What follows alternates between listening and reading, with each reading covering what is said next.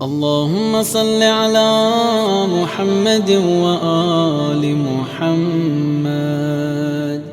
السلام علیکم میرے مدرسے کے دوستوں، آج میں آپ کو ایک واقعہ سنانے جا رہا ہوں۔ رسول خدا صلی اللہ علیہ وسلم ایک قبرستان کے سامنے سے گزر رہے تھے۔ ان کا گزر ایک ایسے قبرستان کے سامنے سے ہوا جس میں مردوں کو عذاب دیا جا رہا تھا۔ بس رسول خدا ٹھہرے اور اہل قبور کے غم میں دعا مانگنے لگے کہ اے خداوندہ ان لوگوں سے عذاب دور فرما دے۔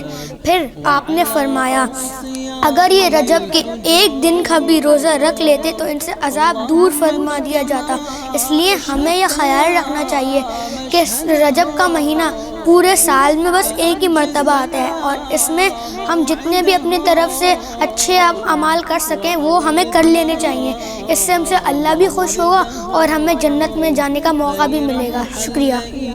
عن ورد في دار المقامة والخوف